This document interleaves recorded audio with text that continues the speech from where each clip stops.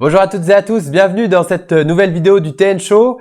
Aujourd'hui je suis malade donc je vais pas faire la vidéo, je vais juste la présenter et essayer de l'animer un petit peu parce que comme vous le verrez j'ai une voix qui laisse à désirer et je vais pas vous faire l'offense de l'écouter tout au long de la vidéo. Voilà, donc je vous présente le plateau aujourd'hui. Il y a Mathias qui nous a rejoint, que vous avez pu voir lors du salon de l'automobile, un reportage qui sortira sur notre chaîne YouTube très prochainement. Tom et Alan, des habitués que vous connaissez désormais. Alors aujourd'hui, Tom a fait un grand travail de recherche puisque aujourd'hui, c'est un domaine qui l'intéresse, qui le passionne, puisqu'on va parler d'automobile et de moto. Voilà. Donc je vais vous laisser faire vos chroniques, peut-être débattre, échanger. Et je rajoute que Mathias et Tom vont avoir un débat à la fin pour essayer de comparer entre les SUV de différentes marques de sport automobile. Voilà, bonne vidéo!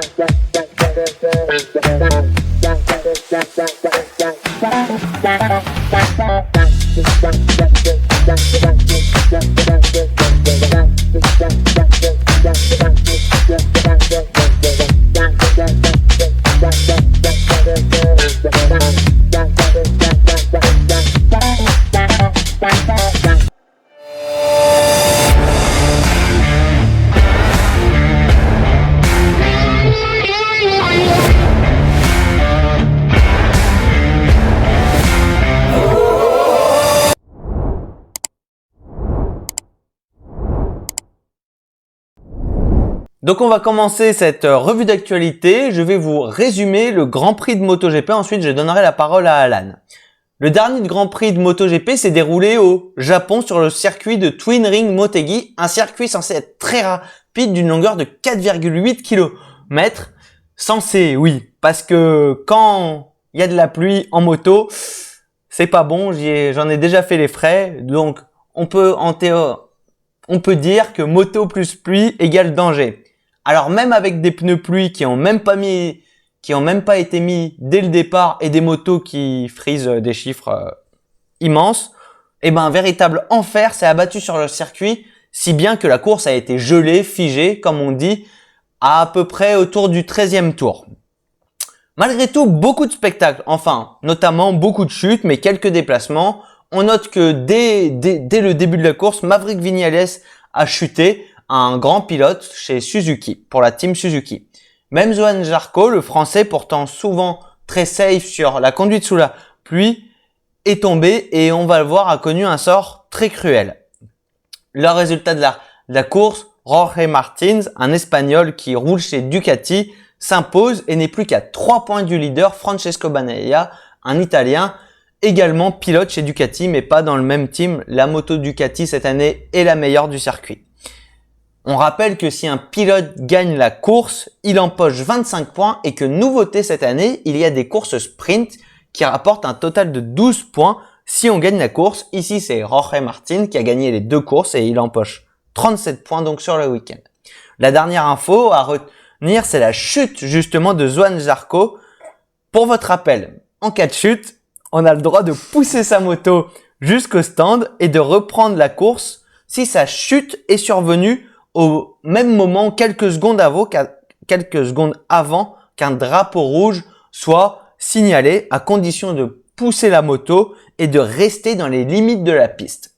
Le seul souci, c'est que pour pousser sa moto, Johann, il a dû passer là où ressortent les pilotes du stand. Par courtoisie, Johann s'est déporté de 1 mètre pour lui éviter de se prendre une moto et, bien sûr, les régisseurs de la course se sont dit que s'il y avait 1 mètre d'écart, même si c'était de la courtoisie, Johann, qui était remonté de la 20e à la 6e place, allait être exclu de la course. Voilà, c'est génial.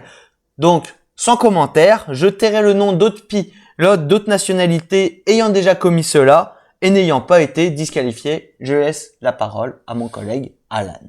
Est-ce que avant, peut-être Mathias, tu as un commentaire à faire sur ce que Tom a dit ou? Bah non, ce qu'il a dit, c'est tout à fait vrai qu'il peut y avoir des actes comme ça qui sont regrettables. Malheureusement, une chute, ce n'est pas souhaité, mais de par des événements, on n'a pas le choix. Par contre, c'est intolérable et rare qu'un pilote se donne l'effort de remonter de la 20e à la 6e place et que il a franchi les track limites, donc limite de piste de 1 mètre, les décideurs au-dessus le sanctionnent, quoi. Alors qu'il y en a eu plein d'autres avant, mais que non, ils ont squeezé. Et ça, donc non, ça c'est vraiment intolérable, quoi. Juste pour son effort, c'est intolérable. De la 20e à la 6e place. Et c'est pas avec une moto de 30 chevaux, hein. Voilà. Merci Mathias. On laisse Alan faire sa première revue d'actu. Le gouvernement a annoncé dans son projet de la loi finance 2024 des changements dans le malus écologique, notamment la hausse du malus sur la masse des véhicules. Une nouvelle qui passe mal auprès des consommateurs de l'occasion. Emmanuel Bourdon, directeur général et concessionnaire automobile chez Mercedes-Benz et Smart Como 95, se disait inquiet de TF1. C'est un coût supplémentaire qu'ils vont devoir payer. Il y a des fortes chances que les ventes baissent. Bien, je vais expliquer ma deuxième revue d'actualité. Cette fois-ci, on va changer. On va passer sur 4 roues et un peu plus de grippe. Je vais résumer le Grand Prix de F1, qui lui aussi s'est déroulé au Japon. La saison de F1 suit souvent la saison de MotoGP.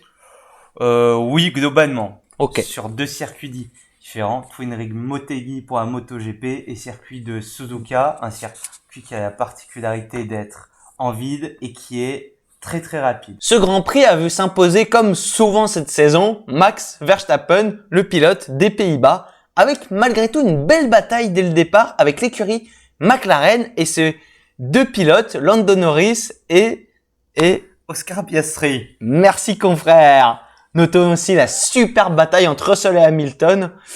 Le seul souci, c'est qu'ils sont de la même écurie. Lewis Hamilton déclarera même dans sa radio « Contre qui nous nous battons ? Contre nous ou contre les autres ?» Très belle citation. Mais la citez pas en bac de philo. Aussi, une belle bataille entre Alonso et Hamilton. À eux deux, dites-vous que c'est 10 titres de champion du monde. Voilà. Une bataille aussi a eu lieu entre les pilotes McLaren. D'autres super moments ont évidemment eu lieu, mais je peux pas tout résumer. On notera que grâce à cette victoire, Red Bull est sacré champion du monde constructeur. Alpine, pour parler un peu des Français, finit dans le ventre mou, en tout cas les 2 pilotes. Nous reviendrons dessus très bientôt. Salon de l'automobile de Lyon, un succès. Le Salon de l'automobile de Lyon 2023 était un succès. D'après l'organisateur, 76 174 visiteurs ont été dénombrés sur les 5 jours d'ouverture du Salon de Lyon, dont eux, sauf moi. Une hausse de 17% par rapport à l'édition 2021. Avec 50 marques présentes sur place, 130 exposants et 280 voitures neuves exposées et en plus 400 modèles disponibles à l'essai. Un vrai et véritable succès. Un salon d'une grande ampleur qui précède le salon de Genève de l'automobile, le salon international de l'automobile, mais qui d'ailleurs ne se passe pas à Genève, mais au Qatar. Voilà. Et ce que tes sources ont oublié de préciser, c'est que The TN Show, un média très connu, très visionné. Non, ça veut rien dire. Très visionné, mondialement connu. Voilà. Très connu, qui a réalisé un superbe reportage. Voilà, donc franchement, allez vous abonner à ce média, c'est que du bonheur. C'est 3 copains qui ont monté ça. Voilà, et donc un petit reportage d'1h30 comme ça entre les voitures avec des analyses fines d'un grand spécialiste qui a des lunettes et qui est pas loin d'ici, mais qui... Alors, Alan va vous présenter sa 3e revue d'actualité. Contrôle technique obligatoire pour les voitures sans permis. C'est effectivement passé inaperçu au milieu du débat concernant le contrôle technique des 2 roues motorisées. Mais oui, le contrôle technique devient obligatoire pour les voitures sans permis.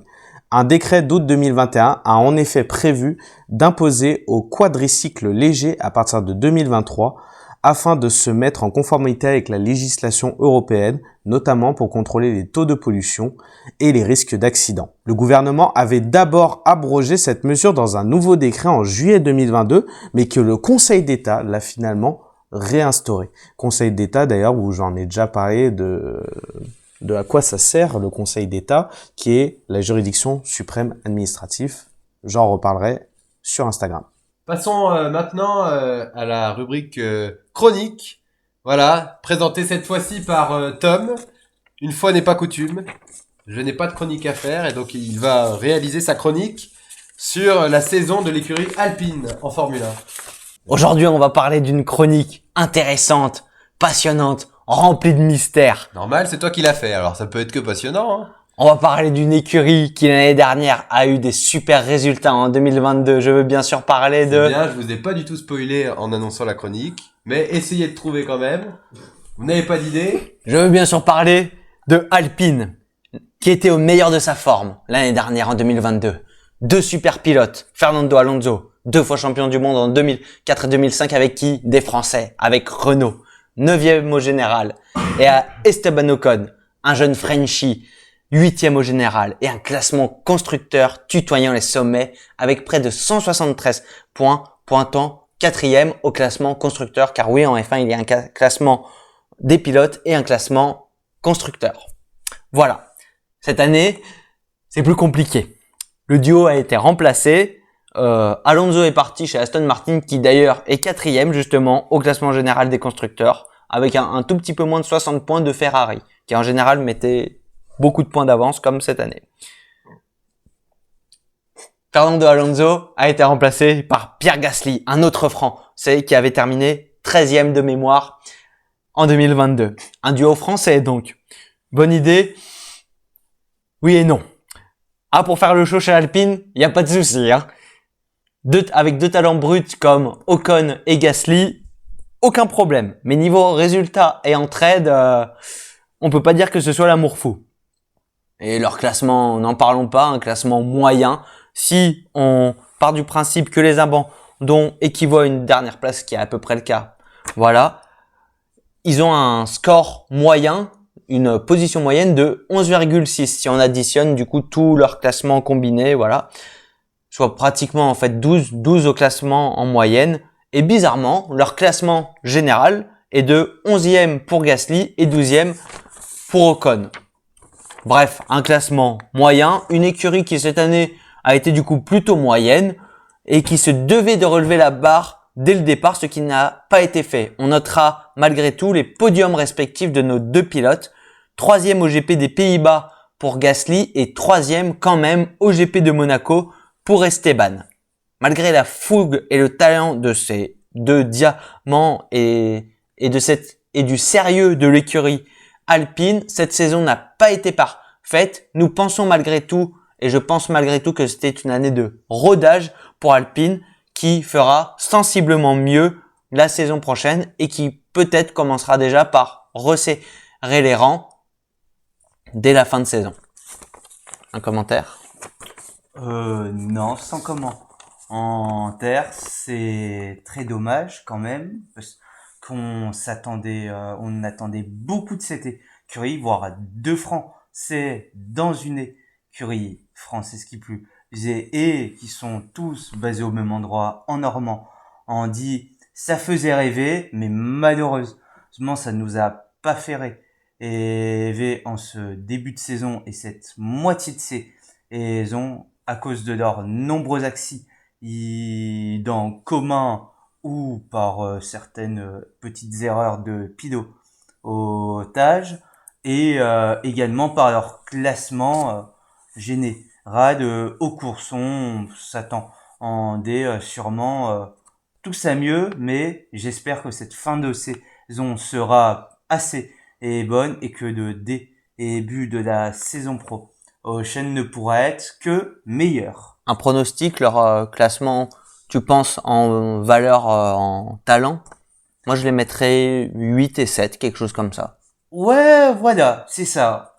On parle de pilotes de forme. Bien, donc, ils ont déjà énormément de talent. Mais oui, 8 et 7, c'est bien. On aimerait tous qu'ils tutoient les sommes, mais comme Verstappen, Hamilton ou même Leclerc, Monet et Gasly. Mais on n'est pas encore là, mais laissons un petit peu faire le temps. Je suis sûr que ces deux-là pourront nous offrir à venir de très belles batailles avec leurs autres adversaires et des classements qui tutoieront les sommets. On croit en vous, les gars. Nous abordons la dernière partie de cette émission, qui sera plus courte que d'habitude exceptionnellement, au vu de ma santé particulièrement. Je vous propose Tom et Mathias, puisque vous êtes les plus calés en automobile et puis que vous êtes frangins aussi, de partir sur un débat. On a un petit peu changé les règles de l'émission. Normalement, c'est Tom et Alan qui débattent, mais aujourd'hui, on a choisi de faire débattre les deux frères ensemble parce que c'est eux qui s'y connaissent le plus. Et donc aujourd'hui, si vous cherchez à acheter dans les prochains mois ou prochaines semaines un SUV, ils vont essayer de vous convaincre. Alors là, on n'est pas dans le SUV de base comme ceux qu'aime Alan, par exemple, de Citroën ou de chez Peugeot. Là, on va parler de grosses voitures, de grosses cylindrées, Aston Martin, Porsche, BMW. Enfin, je pense, en tout cas, que vous allez aborder ces marques-là. Pas BM. Bon, bah, pas BM. Alors, voilà, c'est pas grave. Qu'ils ne se vexent pas. Le placement de produit sera bien accepté. Pas de souci. Je vous propose de passer au débat. Alors, le débat.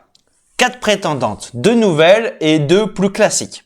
Les 2 nouvelles, Aston Martin DBX 707 et Ferrari Purosangue.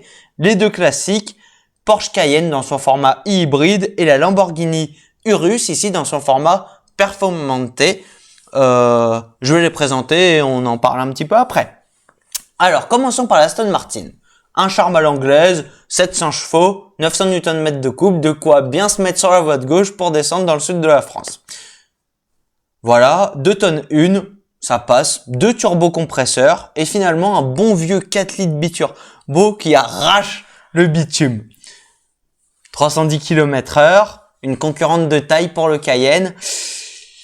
On verra que non, parce que 240 000 € hors malus de 50 000, soit presque 300 000 €. Ah oui, tu veux un peu de carbone, c'est 16 000 balles.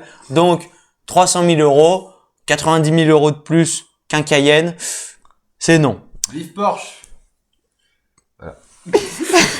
Allez, Ferrari Purosangue, une Ferrari en SUV. Quoi? Misère? Je vais me pendre? Non, calme-toi. Il a vraiment écrit tout ce qu'il dit. Attendez. Restez avec nous. V12. Atmosphérique. Plus de 8000 tours minute. 700. 8003 pour être exact.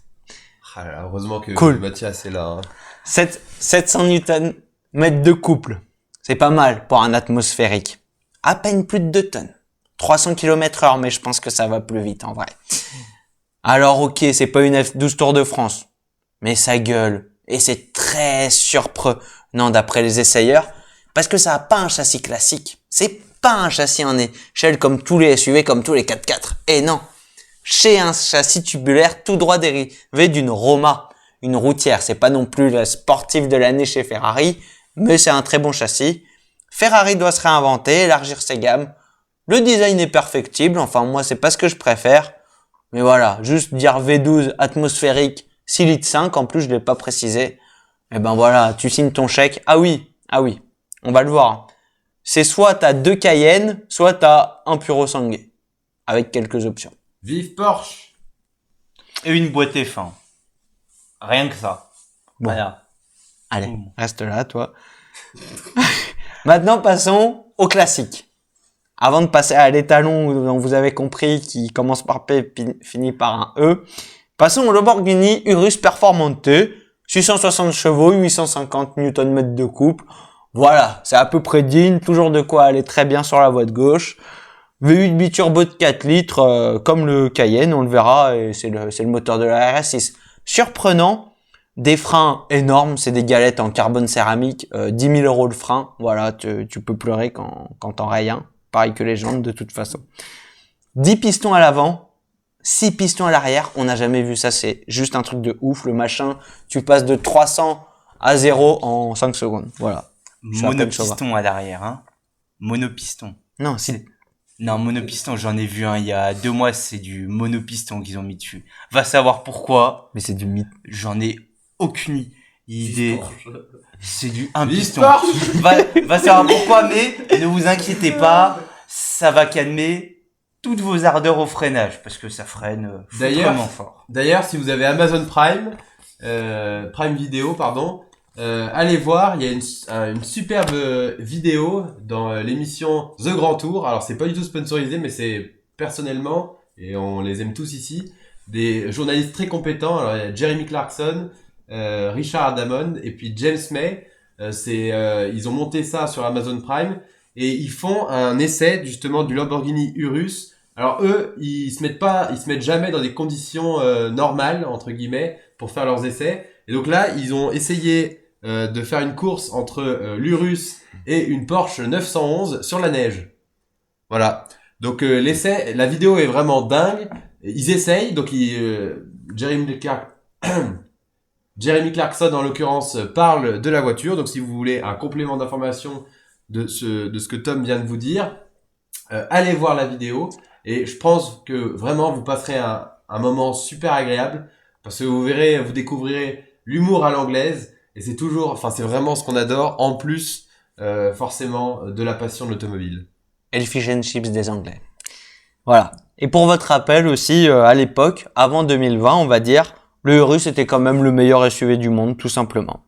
Aujourd'hui, il a certes une image un tout petit peu moins luxueuse, mais toujours très efficace dans cette version performante et qui bénéficie également d'un échappement sport et d'une petite louche de puissance. Bref, une belle bagnole proposée à 218 000 €, hors malus de 50 000 €. Du coup, ça fait quand même autour de 268 000 €. Ça commence à piquer, surtout quand on va parler de la dernière. Vive Porsche.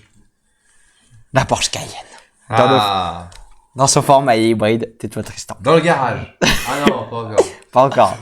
Il va falloir quand même sortir un peu d'argent. La Cayenne pour votre... C'était une show. C'est fait pourquoi, à votre avis? Alors, le Cayenne, pour votre rappel, a sauvé Porsche dans les années 2000. Parce qu'à l'époque, pour votre rappel, un Porschiste, ça n'aimait que les 911. On lui disait un Cayman, on lui disait un Boxster.